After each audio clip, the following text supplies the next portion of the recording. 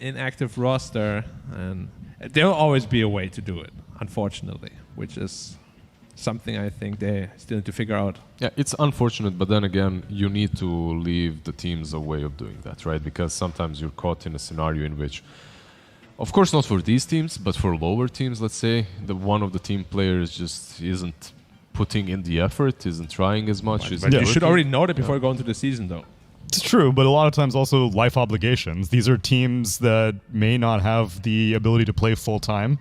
There may be students. They may, lower divisions giving them an opportunity to play for money, but not yet a career. Yeah, and you can't always know it before the season when you formed literally a week before the season, right? So it can be I a feel bit that's difficult. also your problem. I mean, I'm not saying they should get full out punished and stuff. It's just I'm not a big fan of this, like how volatile all these rosters can be. I'm a big fan of Old 11. I gave my hot take at the Singapore Major. He was my favorite offlaner at the entire Singapore Major. I think I may have said he was the best, and so I would like to reword that and say that he was my favorite. His Pango was legendary. His Pango improved dramatically throughout the season. It was good at the beginning, but then it became just one of a kind. And these two offlaners do kind of different things for their teams. On one side, you have Fate Bian, who's usually not even playing these brawler types, Spangos, Marses, whatever. He can definitely, but if they have an option, if it's not banned out, they put him on these ranged cores on the offlane. If you remember the Prophet, the Viper that he played quite often in the season. And then Xingqiu is playing something like a Tusk or some brawler type 4 that enables him. Meanwhile, Old 11 is the true playmaker from the offlane, right? Yeah, I'm going a little bit away from Dota. My favorite is Faith Bian because he's the only other Dota player I know that got injured doing arm wrestling. That is true, actually. You feel a kinship to him. Yeah, we are the only. Is there a connection? Did you talk about to discuss? I definitely messaged him, like not after it happened to me, of course, but when it happened to him, I was like, "Yo, bro, what's that about? It's kind of silly." And then like half a year later, it happens to me. I'm like. And then he messages. It was him first? Yeah, it was him first. Oh, I thought it was you first. No, so you even knew what you were getting into. Yeah, That's what I was like, wow, you're such a fool. And then after it happened to me, he messages me. He's like, huh? How you doing, man? Who's laughing now? If someone asked me who this happened and I didn't know in the pro Dota scene, I would actually say you. I would have guessed. I think so, yeah. You are probably not the only one. I'm known to be a little bit crazy here and there. And more than crazy, I'm incredibly competitive. So. And now apparently we know that Faith Beyond shares those same characteristics. He knows. He knows. Like, you spoke about ViCi Gaming and their run from the minor to the major. They had some very peculiar heroes in that run. They had a lot of bugs, and I wonder if we'll see some of them banned out. I'm definitely not seeing the draft. Oh, look, Broodmother banned out. Whoa, Wow. what a shock. I never saw that coming. But they picked Nyx. Oh my god, another bug. Another bug. They actually had I believe it was the Dream League Major. They had Weaver, Nyx, and Broodmother in the same. Disgusting. Same draft, yeah. No honor. It's okay. You paying for the dub at the end of the day. If you get the win, doesn't matter how disgusting it is. That's why we're seeing first phase Huskar bans last series. Now this series, first phase Broodmother bans. Honestly, honor is a thing of the past, man. You gotta do everything you can for the street W. rules. Yeah. That's I never knew honor playing Meepo and Visage and all these heroes. That word, I don't know the meaning. Yeah. But for real, I was always kind of a player that likes to, let's not say out-cheese you, but I like to find some different approaches and different ways of playing the game. I mean, for me, I never understood the concept of being honorable. I always took the way to win the quickest. You give me a last pick Meeple for free, I'll take it. Sure. What, do you want to disrespect me? Okay, I'll show you shouldn't do that. Winning is winning. What about in a BO1 situation? Would you disrespect someone in a BO1? Would you cheese it out in a BO1? Of course. I mean, that's even better. as I said, if I'm the last pick and you did not pick any counters to my cheese hero, you're like, all right, bring it on. I'll do it. I think it's fair. Yeah. Because you teach them a valuable lesson. You need to be afraid of these kinds of things in the future. Especially in those major or TI qualifiers, man. You gotta make that team pay, and make them sweat. No more open quals anymore, though. So semi-open. Maybe we'll see something in the future. Hopefully, not right now. Hopefully, I want to try out once again. That would be nice. TI. Okay, but back to the draft. Back to the topic at hand. We have ViCi Gaming versus PSG.LGD. Doom banned out in the second stage by PSG.LGD. ViCi Gaming, meanwhile, with the Jug. The pickups are Nyx and Dead Prophet on the side of ViCi, and the Snapfire, man. She's picked so often at the moment. The hero is in a really good spot. Pango, we haven't really seen him too many times. Almost feels like a denial pick for Old 11.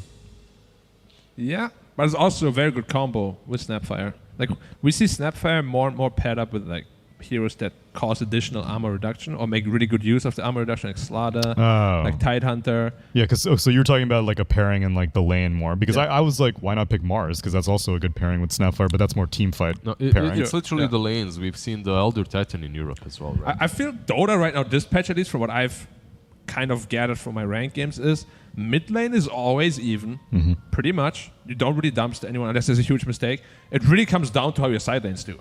So laning phase right now is so important. So it makes a lot of sense that you try to emphasize a little more on that. And I'm seeing mid laners actually TP to side lanes more often. The era of ganking mids is starting to slowly make a resurgence. Not just based off of, oh, I got a haste rune, I'll go to a side lane, but it's like, I hit level 6, I'm a puck with the Dream Coil, let's get a free kill on the enemy safe lane. That's also because you have just more resources available now, right? Before, like you hit level 6, you're probably like 100, 200 mana. Now you're pretty much always full. Yeah, you have from minute 2 you have a rune almost every minute, 2, 3, 4. So or multiple runes sometimes. Or multiple runes if you're fast enough. So how does that make Death Prophet look? Because Death Prophet has not been very popular so far in China or SEA, the two regions that we've been covering. We've seen like what, one Death Prophet game so far in our region. It's a short list. I think it was 2 days ago. Yeah, did from it these stones, I believe. It won, right? Yeah. It did fairly well. I'm not sure. I'm still not sold on the hero. Got nerfed quite a bit. So not my personal favorite. We've seen it played on position 5 in China a lot too, but there was old patch. Old patch, it was still exactly. busted with stats. The new DP is strong in a different way because they nerfed her mana cost on her Quip Swarm by quite a bit. I think it's down by 40 on the last level, 220, which just means that you farm faster, you spam out waves faster, you defend towers better.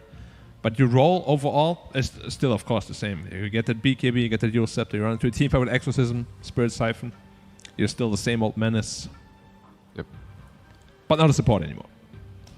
Thankfully not. Yeah. Interesting bans from ViCi Gaming with the Huskar and the Sven on one side. And let's see. Yeah, interesting. We've seen one Sven. It didn't do great. It lost even versus a PL, but they banned it out still. AA, okay. Something decent versus the Dead Prophet. Highly contested hero in the Chinese region. I actually didn't realize how much the buff was. So Crypt Swarm mana cost when maxed went from 160 to 125 in 7.29B. Yeah, so it's 35 and 40. Yep. That's substantial. That's a lot. Yeah. But in the 7.29 patch, she also lost 15 move speed from 335 to 320. And like a base armor or something too, right? Base damage. Oh, base damage. That was the big thing. She lost 6 damage, which is quite, or not 6 damage, 3 damage averaged. Yeah, it's massive. Especially for a laning phase. Yeah, especially for a mid laner also. Yeah. And now AA picked to potentially counter out the Spirit Siphon regen. The Spirit Siphon Spectre also right away, okay. Because it opens up Morphling for PSG.LGD and then you don't really want to pick it into the Spectre. You already picked this AA to kinda cover it. I like the DK pick a lot actually. Like DP is generally considered a counter to DK, but when you have this targeted stun within AA on the side, that doesn't feel like a counter anymore because you're just the perfect setup for the AA blast and then DP will die very quickly. And we haven't seen enough DK. Like this hero is undervalued right now. He looks pretty solid. Yeah, Europe is all about DK right now. Europe is a bit different. Darkseer. Okay, Darkseer Nyx. Darkseer Spectre is one of my favorite combos too. It's just so much teamfight chaos. You have a wall, vacuum, haunt coming everywhere. You have ghosts flying around. You have the Aghanims, really. That's what's so important. You have Aghanims on Darkseer, you pop that on the Spectre. There's so much HP, so much damage coming from the Iron Shell, from the Dispersion. It's very difficult to play into that. You also have a really sick combo with the Nyx Impale into Vacuum. So overall, so far ViCi Gaming, they look very comfortable with their draft. I mean, their team looks good, but I'm surprised that there's no effort put into countering this Pango. It was first phase picked, and none of these heroes deal with them. Yeah, no BKB piercing spells, no ranged damage to kill him while he's rolling. Last pick Grimstroke, position 5 perhaps, or 4. It's an option. They set themselves up for a really good Pango game, but on the other side, this Darkseer, like Darkseer against AA is so free. Yeah. Like AA really just can't touch you. But of course they have the last pick still. Some anti-mage versus Spectre Kappa. I mean, it's decent versus Darkseer, right? It's good against Darkseer, DP, and Nyx. Yep. And they have the last pick, I think. I think you're the only one calling for AAM right now. Always. The whole world. Yeah, you're the one that wants to see it. I would love to see it, but I'm afraid. Yeah, I'm afraid it will just lose. I think Slark is also. Yeah, they ban out the Grimstroke. Yep. Looking for support here. I mean, they might still go balls to the walls and put the DPS 5, which I don't like to see at all. No, they can also go with something like a Bane versus Pango if you're looking to counter him, if you're looking for that exact BKB piercing ability. A Batten still in the pool. Oh, they go with the Ember. So it is position 5 Death Prophet. Okay, let me look at the changes again, because I just assumed that it was much worse now. So her move speed, got nerfed by 15, which is pretty significant. Her attack point got slightly buffed, not too significant, 0.56 to 0.5, and then her damage got nerfed. And I guess that's it. Those are really all the nerfs. All the other nerfs are to talents. She should still be a decent laner, but you're playing into a lot of minus armor. Snapfire, Pango. It can be problematic. And these are heroes that can break the Siphon pretty easily also. Yeah. So what are you picking here? Time for Medusa. Against a Spectre. I just fear that first versus Spectre, second, you're playing into Haunt Ironshell plus Ember Ironshell plus Flame Guard. Void. Okay, you have Chrono plus Ancient Apparition plus Snapfire, which is a lot of damage. And you're one of the heroes that actually can clap Spectre quite hard. And Why? What Chrono makes... with AA. Oh yeah, with the AA for sure. Yeah. I mean, also just because in a Chrono, if you build for a lot of damage items on a Void, which typically you do nowadays, you can actually kill a Spectre in a Chrono. It's one of the only heroes that can. Especially now that you have Snapfire and AA with you, right? Like you definitely can take her down. They don't have any saves for that Chrono. I am actually a hater of Ember Spirit. Really? Going LGD. I feel like whenever he's picked, he's just not doing a whole lot. Least favorite spirit in the current patch? For sure. Okay. I'm not sure. I'm actually going to go with ViCi Gaming. I like how Darkseer combos with all of these heroes. I feel that Ember will prove Black wrong. He'll find a lot of good pickoffs on A, on Pango, on Snap. I am going to go LGD also. I think time dilation is going to be a massive nuisance for ViCi. They have no dispels, and with all the Chrono damage, I'm leaning Faceless Void. I think that was a good last pick. I'm indifferent on Ember. Ember's a... You're not an Ember hater? Yeah, I'm not an Ember hater. I think all the spirits are in a good place right now. I think Storm's the one that I want if I ever want to jump a backline like an Oracle. Ember's the one if I wanted the most consistent laner against magic damage, and Void's the one that I want against physical damage. And then Earth Spirit's Earth Spirit. Earth Spirit. We can't really deal with them. But I can talk to Lacoste and BCOP for potentially more information. LGD, ViCi, Lacoste, which one you got? I'm going to go with the Pango side. Okay. You know, I think it's a good Pango game to start with. No real counters for Pango. The only thing he needs to be worried about is getting chained by Ember Spirit. And I'm kind of on Black thought process. I don't think Ember Spirit is a game winner. I see him doing well, but if you ask me like how many times Ember Spirit won a game last time, so I'm probably going to say 0, because that's the feeling that I got. It's probably higher than 0. BCOP, your boy Ancient Apparitions on LGD. Does that automatically determine you know my it? answer. All right, then. That's all I needed to hear. Enjoy game number 1. Thank you very much, Tsunami. Coming in and game number 1 of a second big series. LGD ViCi should be a fun one. Nothing to say on the DK. Not the most flashy hero, but gets the job done. Sir Davion. You know, he already knows what he's going to go for. Falcon Blade, Bracer, a bit of a mana regen because he has a lot of regen coming out from the Dragon Blood. And yeah, this should be an okay lane for him. Let me just check the mat because the Flame Guard, I think it got a bit of a buff. Magic Absorb 80 and 220, so he can't take it off. Like, he's not going to be able to take it off with the Breathe Fire. He can only take it off level 1. Damage 90, and then he can't take it off. So should be pretty calm in the middle lane. Yeah, once you hit level 3 on Ember Spirit, 2 points in the Flame Guard, full duration, can't dispel it, can't take it off. They have a really good combo. They have a bit limited stuns on PSG.LGD. Like, they have Dragon Knight stun, they need to connect with the Rolling Thunder. These are not like guaranteed stuns other than the Dragon Tail. So it could be a bit problematic. Good thing is they have no save inside a Chronosphere, nothing against it. That could be ultimately a very big issue. We saw even with saves, Chrono can be a big problem in that last series. Faith Beyond on this Pangolier, I think I would agree with the panel. They said it was kind of like a pick ban. Keep it out of the hands Panel of Golier? ViCi. Panel Golier? Yeah. Yeah. I have to agree with them. You know, we've seen a lot of Pango. It was after season 1. I know the stats because I've said it so many times. It was the hero with the highest win rate, 71 point something, over 20 games picked.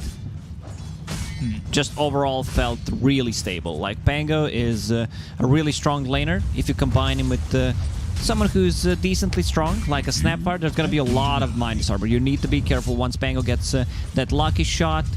It's 3 armor, level 1, and combine that with 6 coming out from the Little Shredder, 2 from the Blightstone. That's minus 11. Quick and easy math. Mid lane. You're much better at the math than I am. Ori. Whoa. Tanking a lot of damage. Like, this is just a game winner. He needs to use lane winner. Like, he needs to use a healing cell. He needs to bring it. Yeah, bringing one right now. As long as he doesn't die before it gets there.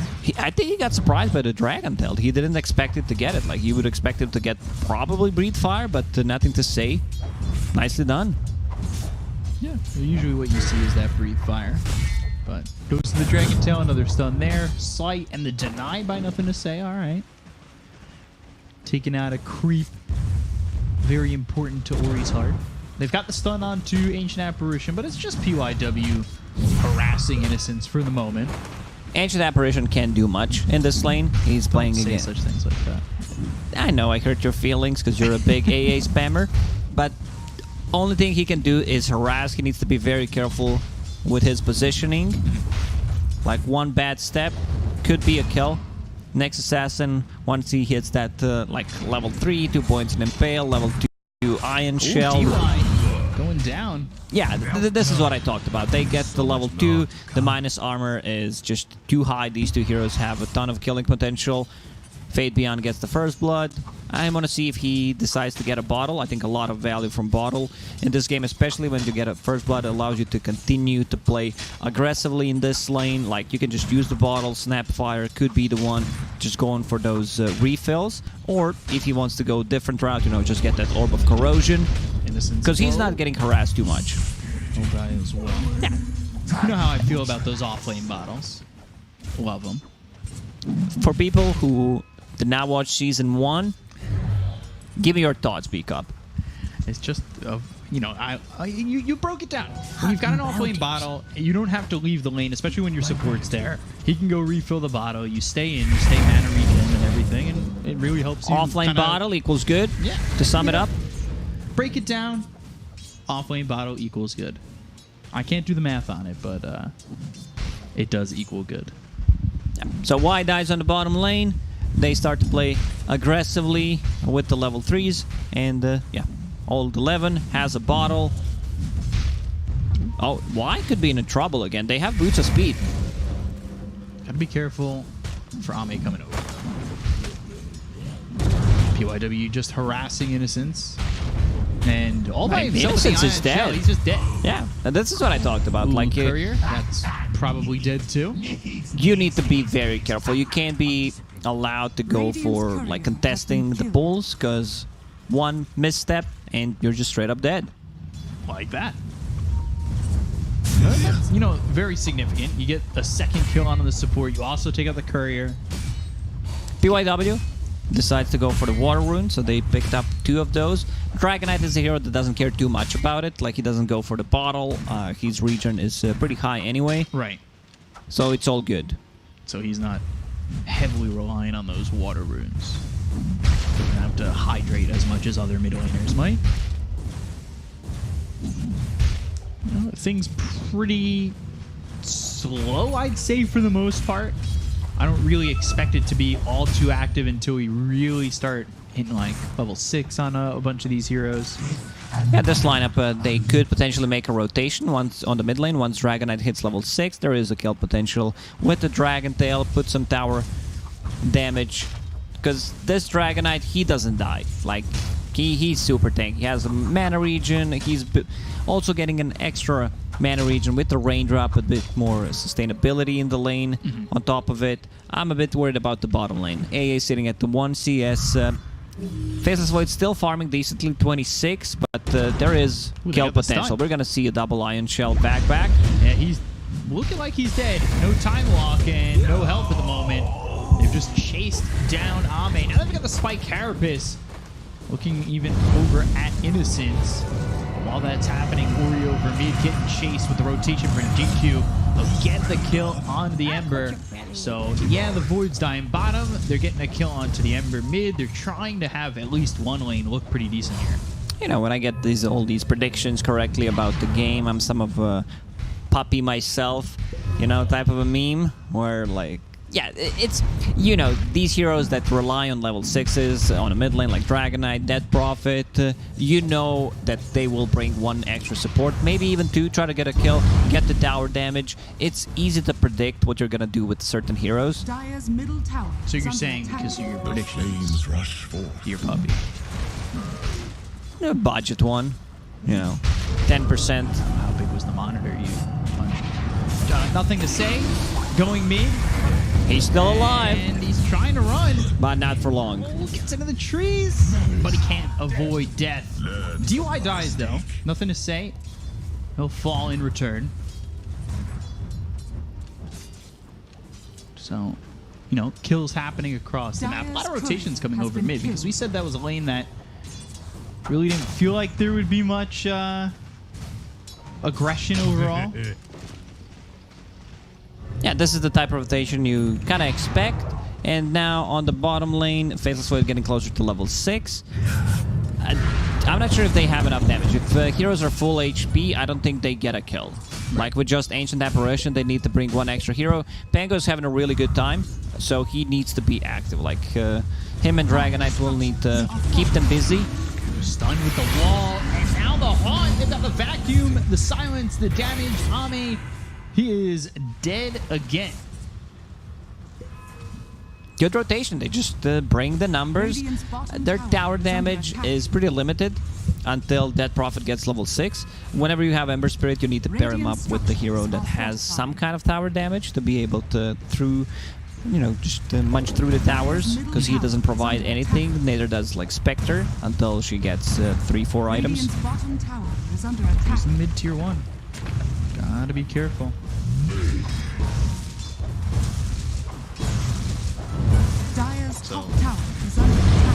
Breathe fire, clean up these creeps. Ori comes over, slide out, but it's not really much of a deterrent. A little bit of a little shredder situation and a tower kill. The damage picked up by Ori, so maybe they want to turn this a little bit. Fire Snap Cookie, that lands on the Nyx Assassin, but PYW, he might die here, but that was really impressive that he was able to avoid the Rolling Thunder like that. Oh yeah, he knows how it works. He knows the exact speed. He is also physician in his free time. That's why, you know, he's able to do it. He takes out the piece of paper, a pen, does the calculation where he needs to go. Need to be able to do better calculations to up my MMR. Yeah, he didn't calculate that factor. Like whenever you die, Cookie on the top. Cookie up on top, Spectre in trouble. Oh my god, that minus armor. That very quickly. Yeah, that minus armor is very disgusting. And it's early. It's hard to deal with this early. Is under attack. It's minus 12 armor at the moment with the little shredder, with the lucky shot level 2. And it was minus 11 just, you know, before like 4 or 5 minutes into the game. Now you also get the extra minus 5 armor from Medallion. There it is, the combo on the bottom. They've got the Mortimer's Kisses coming through, and Old 11 is dead now. A little bit of revenge there. Jin-Q gets the credit for the kill, but Ame helps, you know, secure it with the chrono. He doesn't get the last hit, which you would want him to have, because he's been kind of struggling. Managed to die 2 times.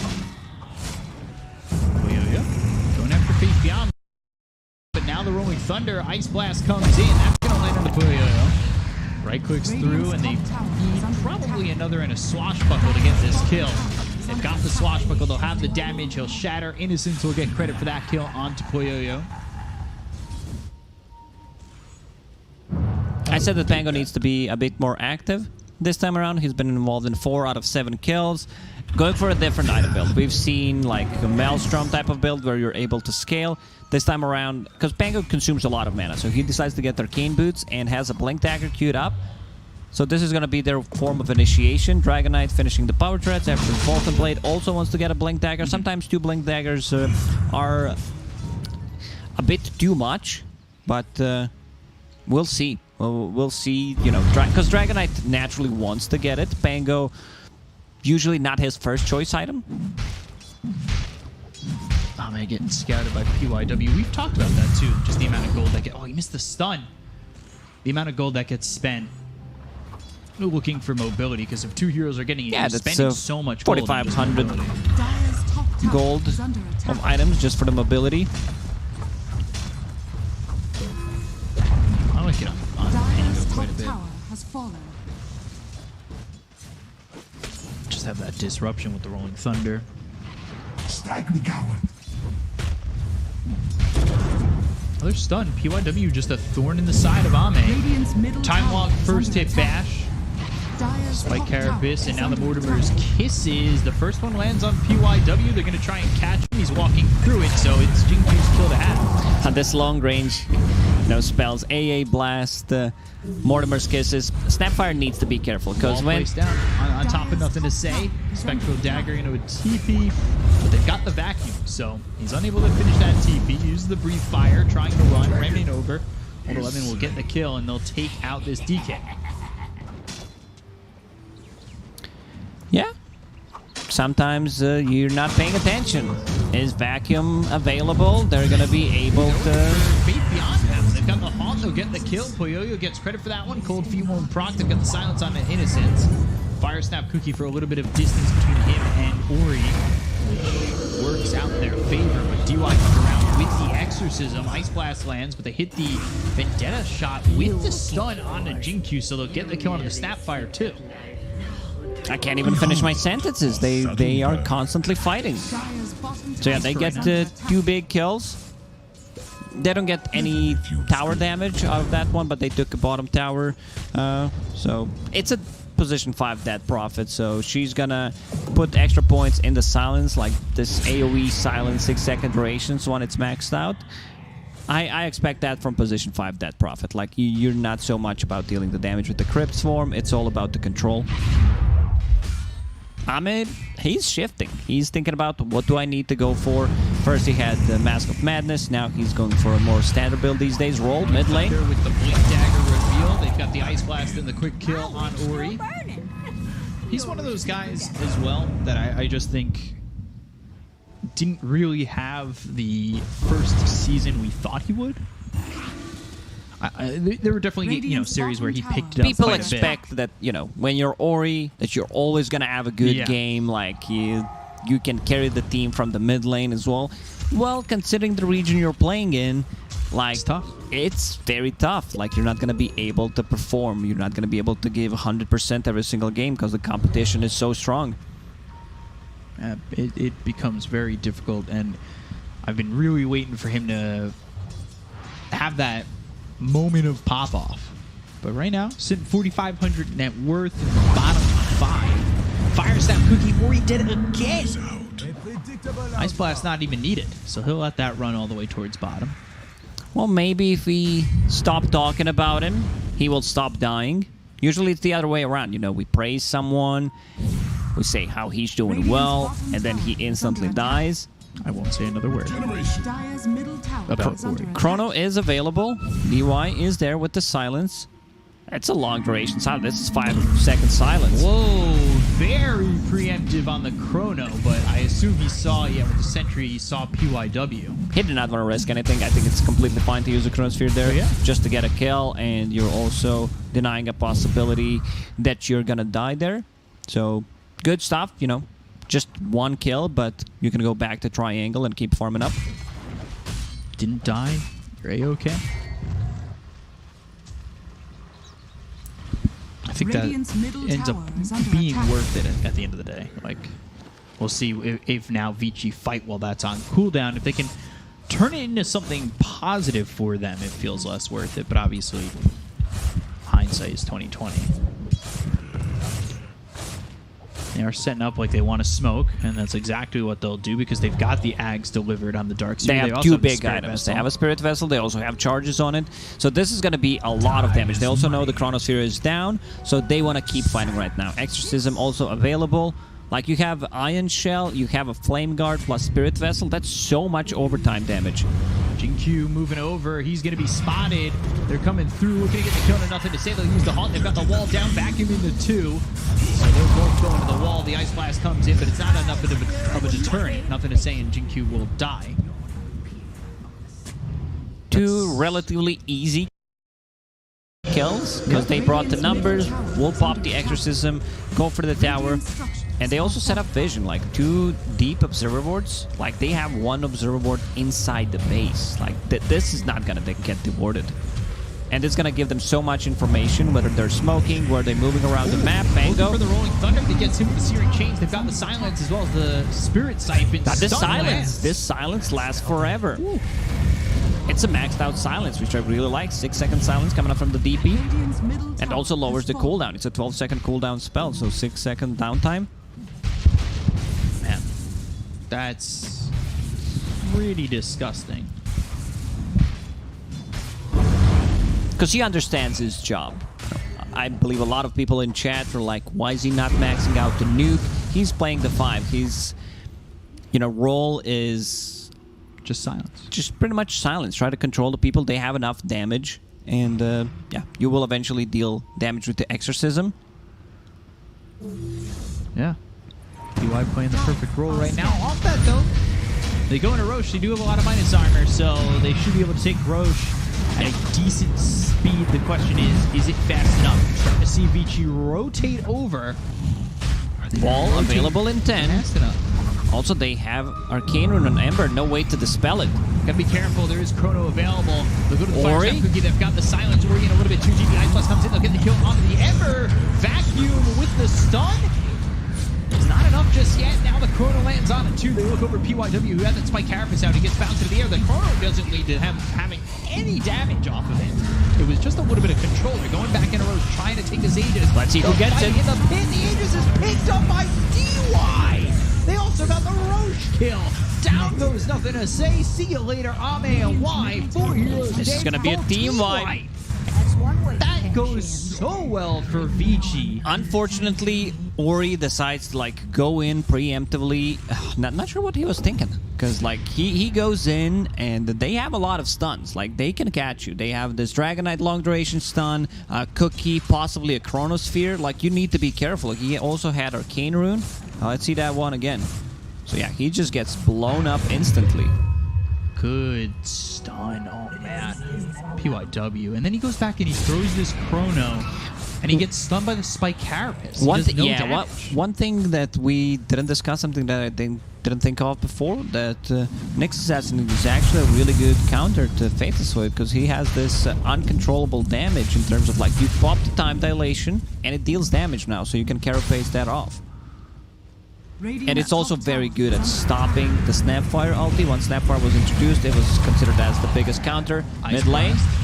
Rolling Thunder bounced up onto the high ground. PYW in that fight, I want to say he locked down all 5 heroes multiple times. Carapace, once that's maxed out, 10-second cooldown on it. I'd love to see a point, at least, maybe even 2 on mana burn. But since you're playing with the Darkseer, I can understand why he's maxing out the stun. Because the stun doesn't really scale that much, but when you have something to combine it with, I guess that's the only reason. Because like, it's a game changer. Like, this Darkseer is relatively farmed. As by relatively, I mean the most farmed hero in the game. Has the Aghanim Scepter, has the Hood going into the pipe. Think about how close this game is, and it's... You look at the movements, and it feels like both of these teams can read each other so well. These players have probably played each other hundreds of times. Exactly. Didn't talk too much about the Spectre this game. She's having a really good time as well. Died only twice. Manta style going into the Fusel Blade. We've seen that from time to time. Mana burn very good against the Faceless Void. Just the extra slow, the extra lockdown, like it's a really pain in the ass to play at the later stages of the game, especially the mana burn coming up from the Nyx. I remember back when Medusa's Snake was stealing mana, and then you pair it up with the Nyx Assassin, you also take like the possible counter, because Medusa doesn't like to play into Nyx because of the Carapace, and of course the mana burn, and then you just burn their mana, like they don't get to play Dota. Smoke from LGD. And they've got the stun with the Dragon Tail, the Mortimer's Kisses coming through, the Rolling Thunder bouncing him up into the air, Ice Blast coming in, and that will be why getting the kill on a Poyoyo. QTP, that's successful. They're trying to chase, nothing to say. He gets around the trees, but they'll drop the wall for this. And now, let's see, vacuum back into the wall. This is looking like a very dead Dragonite, and it will be. Old 11 gets credit for the kill. I like the way Jinkyu played that fight. He uses Mortimer's Kisses, launches 2 or 3 kisses, and then uses a little Shredder, lowers down the armor, the Solar Crest, uses the Cookie as well, just to stun lock him after the Dragon Tail stun ends. So just some beautiful spellcasting coming up from LGD. Yeah. Exorcism, we talked about, this is what DY needs to give. They're going to go in, they want to get the Pangolier Chrono. It's on the 2, as well as the Snapfire. AA Blast, a bit late. They've got the Ice Blast that really just doesn't do enough. Ame on the roll, but the BKB being popped. It's 5 heroes here. There's looking like no way you get out of this one, especially with the silence right off the BKB being down. They'll dive even further for Y and get themselves a 4th. Like, AA Blast was coming from the top lane. It took them quite a while to get there. Like, if it connects a bit earlier, maybe they get a kill. But, yeah, they definitely need to use the combo. They already used the Kisses, so no damage coming out inside the Chrono. Man, up in the air, hit with that stun. Nothing to say, trying to defend. The silence for so long. I don't know. Yeah, this is just what they're going to do. Kind of a feeding away kills at this point. Now you're down 5k. And they will take the tier 2 tower, can take the outpost after this. And DY, he's still holding the Aegis. Just ran out, but I think that was pretty big. If they manage to get the hand on Aegis, they could play a bit more aggressively. Roll. Doesn't have a dust, no sentries. Okay. Roll used. Never refuse good given. PYW, who's having a fantastic game right now. He's got himself, you know, up to level 13, looking real clean so far. And he's going into the Blink Dagger, so... Just for the combo. Yeah. I kind of like it. You have this back into wall combination with the stun, chains, that Prophet Silence, like Spectre's gonna use the Haunt. It's much easier to execute, like this type of combo, when Spectre uses the Haunt first, show you where the heroes are standing. Darkseer has a full mech finish. He's just staying on top of the network throughout the whole game. Yeah, he hasn't gone down to even the Spectre yet. He's farming so much. Yeah, it's such a quick early Ags. Ags with the arcane boots, the mech, the pipe, like his utility's there. He's ready to go. This is not utility. This is straight up damage as well coming out from this hero. And sustain that he provides is also insane. Like Ag, 2 Iron Shell charges. Forward, they've got the Euros, the Rolling Thunder coming through, as well as the Haunt. They're going to go after the Ancient Apparition, get the kill on Innocence to start this one off. They find themselves Ame, who will pop the BKB. They'll focus their attention on the DY, but it's focusing your attention onto a correct position. They get the kill on Nothing to Say. It's a decent chrono. They've got the Mortimer's Kisses to follow it up, but the damage from the Iron Shell is going to force only Ame 5. away. They get the kill on the DY. The Remnants forward looking over for this Faceless Void, who try to time walk the wall and TP out. Slight. Oh, they got him with the slight Ame. The TP not in time. It just came off. And DY, like, this is the dream from your position 5. You dealt the damage, you used all your abilities pretty much, and then Faceless Void chronos you, and you died. This is where the tip is gonna come from. Like, he's completely fine with that. So 9k lead. Push him bottom with an Ice Blast. Okay. You see the chrono and just the damage coming out. Like, Ame can't sustain in his own chrono when they've got the Ion Shells. Just taking him down. If he has no BKB, like, he needs to be very careful. They have mana burn, they have vacuums, those long duration silences. No way of dispelling things other than the BKB. There's not one single save coming out from his teammates. I see Jinq trying to build Glimmer Cape.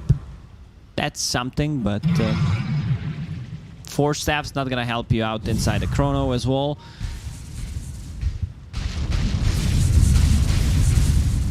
So it's looking rough. Yeah, for PSG.LGD. They're down 10k. They are relying on Ame landing a big chrono.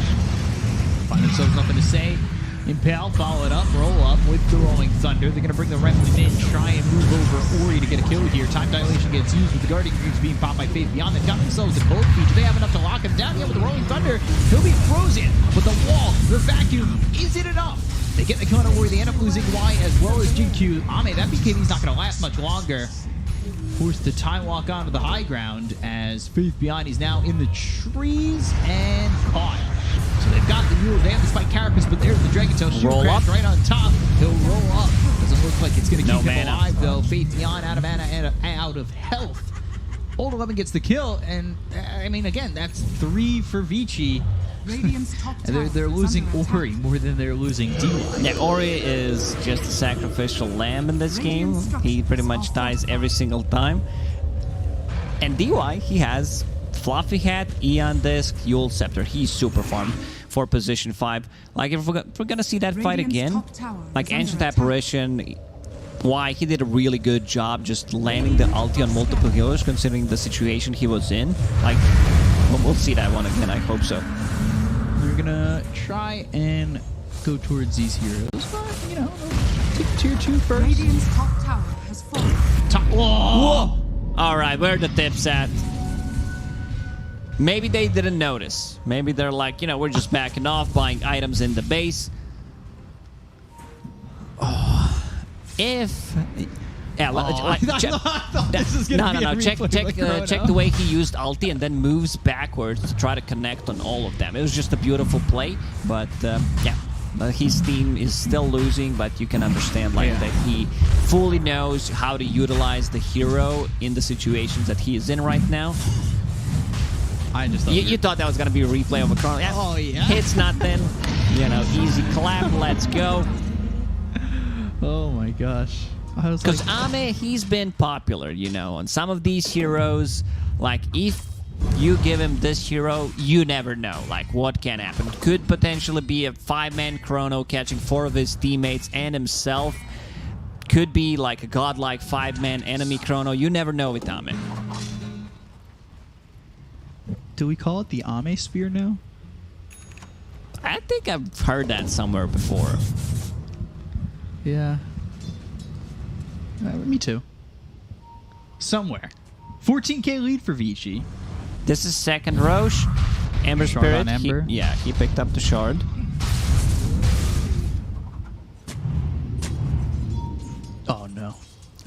Oh, no. Beautiful. Slow it down a bit. Oh, no. That wasn't even close. Like, that relatively close, but even if you catch Nyx Assassin, like, it's still not worth it at this point. Alright, Dragon Tail, Ice Blast coming through with the Rolling Thunder and the roll up. They hit him again. They're trying to get a Nyx Assassin. It's taking a while. Wall down with the BKB's beam. Probably going to go after Ori, who's on the back lines looking for Y. He'll finish off the H-Tap version, who will buy back. He doesn't have an Ice Blast to throw, though. He thinks he's on the Ember, who's moving forward with an Ion Shell on him. Ion Shell, BKB runs out on Ame. So they've got the remnants to move forward. And he's going to stick with him. Searing Chains, Cold Feet. Can he avoid it? They're going to haunt it. They'll get the kill on Ame. They'll take him out for 64 seconds. Move to the back lines. Look over at Jinkyu. They might call it. They're just fountain diving them at the moment. Off vacuum on the 4. Keep it coming. ViCi, they want to finish off everybody. They want to destroy their hopes and dreams of even winning this series. Swashbuckle. Roll up. Blink Dragon Tail coming through onto the Spectre. And a Fire Snap Cookie, but remember, Aegis, you need to take out the Spectre twice, and it's proving difficult just to get him once. They got a couple of buybacks, one from Y, one from Fate Beyond. Didn't lose anyone. Like, I don't think they can lose this game. Like, Ame is just not having a good time at all. They need to land. Just gonna throw it out there. 4 or 5 mana chrono. Enemy heroes, just to be more specific. And land AA Blast plus Mortimer's Kisses. Because I don't see them winning this game. The chrono's gotta hit something. It's a lot of pressure to land the perfect chrono. It's even a lot of pressure to land a chrono. PYW, Aeon Disc. He's got the Blink as well as the Yules. So he's ready to go going into that Aeon Disc. He's hard to kill already. And this LGD team is struggling to get kills. We saw how long it took to even get a kill in the Nyx Assassin mid. And it still cost them a lot. Still a minute and 30 seconds left on Aegis, so they can go for the high ground push. 15 seconds until that Prophet Exorcism is up. And this is level 3 Exorcism coming up from your position 5.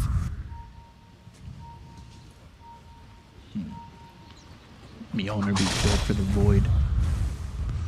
I don't know if it's going to even be enough. Yeah, Exorcism from the 5. Like, DY's had a perfect game. Pretty much, yeah. Chat, I need to know your thoughts. Put a 1 in the chat if you think the chrono is going to hold 3 or more people in it. Or heroes. Enemy heroes. Heroes. Heroes. Including Void. No, Void is not included. That's making it too easy. And then, yeah, 2. Kisses on mid. No. They're gonna bring it down. Blast. All right, Darkseer, he's gone. But now they're gonna try and turn this around. They go to Jinkyu. They've got the Exorcism going. The chrono. It hits onto 2 enemy heroes as well as the Pangolier. They've got the Exorcism rolling with the BKB Bob here by Ame. Nice swashbuckle. DY getting low. All right, Exorcism no longer a problem. Time walk out, but they've got the Searing Chains. The Fire Snap Fuki trying to get him away from the side of ViCi. The vacuum back into the wall. They are going after Ame. They just don't have the kill just yet. They've got themselves a swashbuckle that disarms the Spectre. They'll look for the stun that comes out from PYW as he blinks in, uses the Impale, Searing Chains on it too. Fate Beyond as well, something to say. They might not have nothing to say. They've got the badges. They have the damage. They'll get the kill to the DK. He's dead for 95 seconds without buyback. But in the air goes PYW. He uses himself. Ame hit with the Impale. That bumps him up into the air. They get the kill on the Void, and he's got no buyback as well. Fate Beyond trying to run. Jinkyu trying to help out his heroes, but it's not going to be enough. They are in the base, and they have to take the numbers of this LGD side, and they will try to get these kills. They've got the disarm though on Ori. It's getting a little bit dicey for him, but he's got help, so he's fine. Innocence dies. Fate Beyond gone. 4 heroes dead without buyback, and ViCi overwhelm LGD once more. Their heroes are not good at taking the... No, call GG. Yeah, they're not good at taking the buildings, but they will go and take a fight inside your base near the tier 4 towers, because these heroes are very maneuverable. You have Ember Spirit, you have Ion Shell, like just to deal more damage. You have the Surge on top of that, Spectre with the Global Haunt. A lot of stuff, you know, and ViCi Gaming played extremely well this time around. Like Ame, unable to land some good chronos, and the one he landed them, like the kisses were in cooldown, the AA blast did not connect. I've seen it happen so many times. Whenever there's a Faceless Void, like if you rely on this one ability to win a team fight and you just fail, the game swings the completely opposite way. Yeah, it becomes a little bit difficult when you've got a lot of pressure to land a chrono. Yeah. Boom, I used the chrono. I hit it just as many heroes. And yeah, so, you know, it's tough. ViCi, they looked really good that game. And this is something that, you're expecting back and forth games, back and forth series. Chinese region's pretty deep. It's got a lot of depth, a lot of teams that can take series here and there. And to break this first game down, we got the panel. So back over to you guys. A lot of teams, a lot of heroes also. Really, really hot on this Ember Spirit hero, Black. Yeah. I gotta say, Ember Spirit. He did so well. He did so well, Black. Yeah, it was amazing. Could have been a mid-techie, is probably the same outcome, to be honest. Whoa. I'm Darkseer, like I was gonna let you get out of this one on your own, but after the techies, I can't. Right. Ember Spirit in this game, No way. he got demolished mid lane. Yep. He had 10 CS versus 18 denies on the side of Dragonite. Like he was forced to build region. He was terrible. But why is he good here? He's good because he has Iron Shell, he has Darkseer. Plus, you have Darkseer, you have Nyx Assassin, you have Spectre, and Ember Spirit all against this one single AME Void that's supposed to hit the chrono. How do you hit these heroes? They're so mobile. It's such a mess in every single team fight. They're jumping in the backlines, eliminating your supports. By the time you react, you can't combo the chrono anymore with Ancient Ulti and Snapfire Ulti. I've seen this Ember, Darkseer, and Nyx quite a few times recently, and it's strong. It doesn't matter how badly you do in lanes. But LGD built 2 Blink Daggers. They had they had a DK Blink Dagger, they had a Pango Blink Dagger. Why is that not enough setup for this Ame Void? I think that's also kind of where the problems arose from. Okay. I'd say, because like, if this Dragonite just goes straight BKB, I think they actually will do so much better. Like he's just gonna frontline with the BKB, doesn't care about the Darkseer. I think he got his BKB like his second last fight or something, after dying like 6 or 7 times. Yeah, after like, that top tier 2 fight. Yeah, I told you, I told everybody so many times, if you have one Blink Dagger on the Pango, you don't need a second one on the DK. Like just build your survivability item first, then into the Blink. Well, then why not let the Pango get a survivability? Like he could have finished. Oh, he ended up finishing the Greaves anyway, but he could have gotten Arcane Boot straight into Greaves rather than stopping off for the dagger. Yeah, because it's more scalability on the DK if you just build BKB first, right? I see. Okay. Yeah. Because DK is still your 2 position, the guy that should be hitting heroes in the mid game, but 1-9-12 after a fantastic laning phase. And 2-7-7 on the Void, but he had a rough stage. He had a very rough laning stage versus the Nyx and Darkseer. They just dominated that lane, killed off AA and him a couple of times. Chronos were not perfect, by the way. I'm not going to say that PSG.LGD played out of their mind, but ViCi Gaming did not allow them to have a decent game. Even after a poor laning stage, really, on the top lane, on the mid lane, they still managed to do this pretty much on the back of the Darkseer. It was one of those, hop on, boys, I'm going to carry you. Well, then let me see the Neck God in his true glory. Give me the MVP to Old 11. Darkseer, solid pick, solid lane, solid team fight, great walls. Doesn't matter if you steal the Pango away from him. Kill participation, that's I have never seen the bar that high.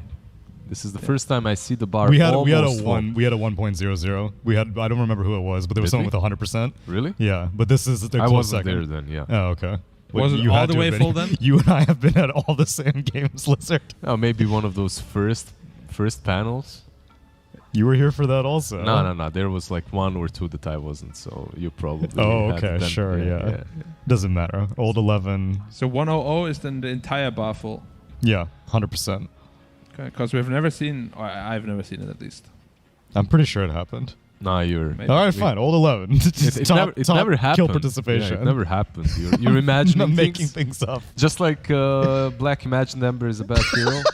Yes. just a figment of his imagination. Really, you've just been gaslighting all of us. You probably spam Ember Spirit, and you're trying to dupe us into thinking that the hero is bad. I'm not gonna give away my secrets. Oh, okay, fine. I see how it is. I even saw the build with this Orb of Corrosion instead of Vessel early on, which is pretty solid on Ember, but I agree. If there was no Darkseer on the offlane, if it was anything else, I think they lose this game. Well, we can see if ViCi Gaming will continue the trend or if LGD may do some respect banning on that hero, but we're going to jump over to a quick break, and when we return, game number 2.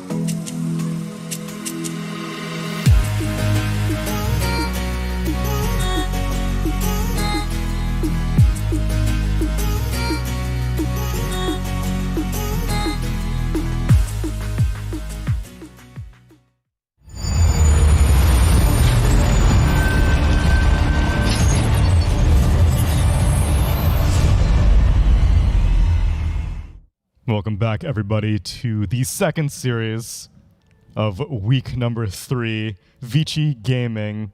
I was impressed.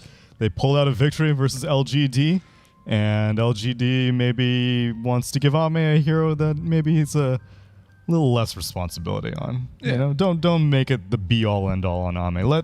Let the other heroes do some carrying. You know, let Faith be on. Actually, his Pango was fine.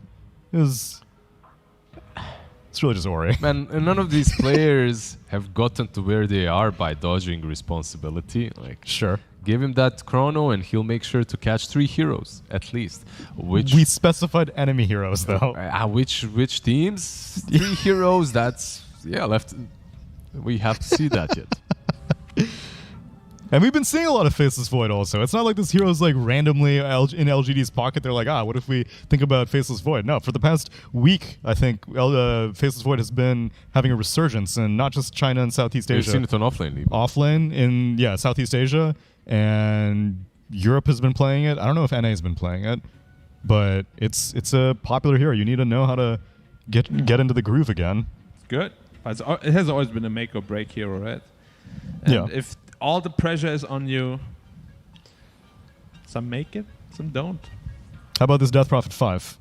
Were you convinced? Is it still viable? It was very bad at the beginning when they just outpaced him super hard, but after they won the first team fight, he just popped off. Like they had to focus him every fight, but he just didn't die, dealt a ton of damage with Exorcism. He even got Aegis in one of those rush engagements. Right. Yeah, that was also an interesting one. Yeah, and it pretty much expired on him. They never killed him after he got it, so it was a good amount of time in which he was pretty much free to do and roam and do whatever he wanted to. So laning phase looked awful though. It did. And that's why I was concerned that they're not going to have enough stun lockdown for this Faceless Void, but silence lockdown is really all you need against a Faceless Void, and DP has basically the best silence in the entire game.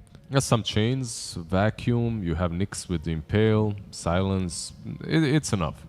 Like you could see a couple of times Void almost gets out, but then last second Sight to Fist finishes him off. And overall, I really think they had enough. They had enough catch. I love the Vessel itemization, by the way, on Ember Spirit too. I think it was very necessary for them versus the Dragonite. Wait, what else do you build if you're like... That's a good point. That's one of the advantages 12 of... CS, minute 10? But what other spirit would build a Spirit Vessel? A Storm doesn't build it. A Void can build it. Void can build Void's it. And Earth Spirit. Would he build it over a Eul's though? You can. There are games. Earth Spirit would, that's true. Earth Spirit definitely. Everyone except Storm. Yeah. Storm would definitely not build it. Actually, same bans from PSG.LGD, Broodmother and Beastmaster. They don't want to play against that. Wow. Unexpected. Unexpected. Play against the Nyx again. Are we going to see the same first two picks from PSG here? Wow. Wow. Off the charts. What did VG pick last again? This is where they got the Darkseer, I think. No, they got Darkseer. No, Darkseer was later. Oh, yeah. They picked the other support, which Death was... Prophet? Death Prophet. Do it. Do Yeah, it. we'll see if they're satisfied with... Why would you change anything with a VG, right? Like, yeah, go same draft, go game 2. Just try out new things. That's why. You know, you don't have to win always with the same draft. But you have to win. You just make sure that you have the best hero of the game on your side. That's the Ember Spirit. You make sure that the best hero... assuming that the best hero, Beastmaster, is banned out. Yeah, of course. But the other best hero, Ember Spirit. Yeah. Of course. You keep that just because Black loves him so much. Of and course. Lacoste Here as it well, comes. I've heard. Ah. Yeah. Wow. Sadly, it's that Prophet, but there's still room. There's still room to keep the best for last. You have to respect ban it if you're LGD. Respect ban that Ember Spirit. Looks like Fender didn't really change a whole lot. Like appearance-wise or draft-wise? Draft-wise. Yeah. Thinking-wise. Yeah. Don't break what's not broken, or don't change what's not broken, whatever the saying is. That's fairly good way to go about it. I like drafting like that. Unless you solve the problem I throw at you, I'm going to keep throwing it at you. The problem in Dota is... You might be an expert at that. I am familiar with that, Black. You and I have been playing a lot of Street Fighter casually recently in our downtime. That is actually so much And fun. that is your approach. It's you keep doing the same thing against me until I learn, because I'm much worse than Black, and I never learn. It takes me like an hour and a half of getting my ass beat until I'm like, you know what, maybe I should block, maybe I should jump. But then I'm broken. And then Inside. we rebuild, and then we Yes. get stronger. Exactly. Is that fun though? Like doing the same thing over and over again? I guess if he's beating your ass, then it's fun. For him. Yeah, for him. Let me just tell you, Tsunami, on the way of getting really good in the game, there was a 3-hour session where I have not won a single game. Yeah, you told me you were on a 40 loss 41. streak. Yeah, That's 41 brutal. loss. But I got really good after that. Yeah. I learned so much. That's the mindset that I think that like competitive players, not just in Dota, not just in fighting games, but like even in real sports, you have to embrace your losses. It's also like when you lose, you can't get like mad about it. Like, Yeah. you got to approach it like in a It's a humble learning experience. Yeah, exactly. Like I got humbled. You Thank can- you from learning, Master. You can still be mad and learn from it, right? Like that's something. As long as you're not blinded by the rage. Exactly. As long as you channel the energy in the proper way. In I the can proper definitely tell. direction. Like when I play Dota against some people, I have had some problems with. Mm-hmm. When I was younger, of course, I definitely didn't play to my level because I would just like dive in. I'm like, I'm going to like. Oh, kill you, 100%, man. That happens to me every day, even now. Exactly. If someone flames me in a pub and next game I'm playing against him, dude, I don't care about the game. I'm just diving that. So then, if you had played, I guess you played whenever tips were a thing. Did tips ever bother you in competitive games? If you ever got tipped by someone? No, but I also didn't really do any tipping back. Oh, okay, I see. I was just like, what? What about question marks? We saw IG were not able to carry their question mark momentum out of the major. Question marks have always been a thorn in people's eyes. But yeah. Again, remember the compendium that had question mark on the Denies? page? Yeah, On and the now denies? it's every April 1st we get the question mark. so annoying. I love it. I actually, when that happens, I deny over last sitting and in lane. Just to make the enemy mad. And it works, it works. It does Of work. course it works, man. Dota's a sick mental game, as No-Tail has taught us. Yeah, 50-50. 50-50. That's why 33 chance that they were going to ban out the Darkseer in their next set of 3 bans, and they go for It it. feels like they don't think Ember is the problem after all. Well, Who would have thought? that's because they'll beat it mid with Dazzle. We actually saw this matchup, Dazzle versus Ember. I guess who didn't win crushes that? Dazzle Ember. crushed. Yeah. You literally can't lane versus Dazzle as Ember. It's not possible. The only question that we have remained to find out is what does Dazzle do after the laning phase is over? He wins it. You grave people. He graves people, he drops some armor, and he builds kind of... He doesn't really know what to build. We still have some Octarines, some Lockets, some Midases. Not getting ahead of ourselves, this Dazzle is most likely still the position 5, and they'll pick something Well, different. that's boring. For the mid lane. I don't know, man. I don't know. If you see an Ember, there's a chance. All right. I mean, sure. But I don't think we'll see an Ember after that performance, though. But Yeah, maybe he already showed what he needed to. Yeah, exactly. Like he showed that the hero is absolutely bonkers. You can't do better than that. Yeah. That's it. Like Ori is like, nah, guys, I'm good. Give me a storm. That's why we gave the MVP to Old 11. The world wasn't ready to see the bars that Ember Spirit set on Ori. ViCi Gaming, bars. they need to switch up their draft completely right now, because without Darkseer, this Nyx Assassin is completely different. He's not the same strong laner because he doesn't have that double Iron Shell combo. True. He doesn't enable other offlaners as much, and you really have to reconsider the last picks. All right, this is a storm game for sure. For who? VG. Okay. Or Zeus. Unless they want to pick DP middle. Is this just because of the Terrorblade you want a lot of magic damage? Yeah. Versus TB. Where's the... What about the Leshrac? Leshrac is okay. It's scary to run into a TB in the mid game. Because like the other heroes don't need to actually run there to kill him. I'm down for a Zeus. We haven't seen any Zeus. I haven't seen any Zeus in any region. Zeus is still quite good, especially with this new middle bottle meta. Oh, yeah. I would still rather see a Storm, but Zeus is still fine. Storm gives you Storm some... is more stable. Yeah, more stable, gives you some teamfight potential. Or Timber, okay. Oh, interesting. Oh, I mean, they're always picking the mid hero last, if they put it mid, because they want to keep the option between DP open, of course. I mean, are we all operating under the assumption that this is a support Dazzle still? Because what if it's a mid Dazzle and they want someone who has armor to deal with that? Yeah, mid Dazzle. I mean, it could be a mid Dazzle, but... You put Timber versus him and you should be fine. Yeah, because otherwise, what's the reason for the Timber pick? I mean, I feel like it owns TB in lane. And in the game, too, pretty much. Oh, okay. Like, he's just such a low HP hero that Fat Timber can just jump on you and you can't really deal with him at all. Yeah, all that pure damage. Yeah. And Snapfire is not the greatest answer to Timber, honestly. Like, you have Kisses, sure, but he's so mobile. Unless you're in lockdown. They ban out the Zeus. Maybe they'll ban out the Lesh as well. We'll see. Lesh or Storm from PSG.LGD because they have these last 2 bans. Maybe even Ember, because these 2 are probably most picked versus TB, but Ember is also really strong versus him. Yeah. Sure. How about Pugna? Pugna used to be a popular choice. Pugna is not bad. I just hate the draft of LGD, honestly. They have like no stunts. No good stunts. Yeah. Pugna versus Pango and Snapfire can be a little bit of a problem. I think definitely Storm is like my number 1 here. If that's banned, they banned Void Spirit themselves actually. SF banned out. So it looks like maybe even that profit mid if they're Could banning be. out the SF. Yeah. I mean, Ember could also be a choice if they ban SF. That's true. Because Ember is so good. And It is amazing. Once you get that Maelstrom, you deal 90 damage. We to broke TV. you. Like you can't contain this anymore. The camera just starts shaking. I just love the idea of Black having to put on a straight face admitting that Ember's a good hero when behind the scenes That will never happen. he's frothing at the mouth at how well this Ember was doing. Dude, I am never gonna say Ember's good hero unless I think he's a good hero. Which is not this patch. If it is a Death Prophet mid and they're looking for a 5, could pick something like a Lion. Deal with these Terrorblade illusions. Or it could be a Nyx 5, we've seen it a lot. Yeah, could be Nyx 5, look for a 4 position. Well, look what they banned. It's a respect ban for a respected and strong hero. Yeah, it really was. Please just pick Storm now and punish them. Storm, Ember, or Zeus. Like that is strange that they would ban an Ember over Storm. Punish because them, it really is considered stronger versus TB. Oh, that's a price pick. There you go. I didn't get that. Stronger versus TB, but I feel like Storm, if it is a 5 Dazzle... Well, Storm is way stronger against TB than Ember, right? Like you're never really in danger of getting sundered. I guess. Yeah. More magic damage? More magic damage for sure. I mean, I might just be an Ember you can too, you can itemize well on Ember versus TB as well. Yeah, I mean, once you get the BKB on top of yeah. So now we need to figure out where this Dazzle's going. They need an answer to the Storm. And stuns in general. What's good against Storm and stuns people? Mid-Lion.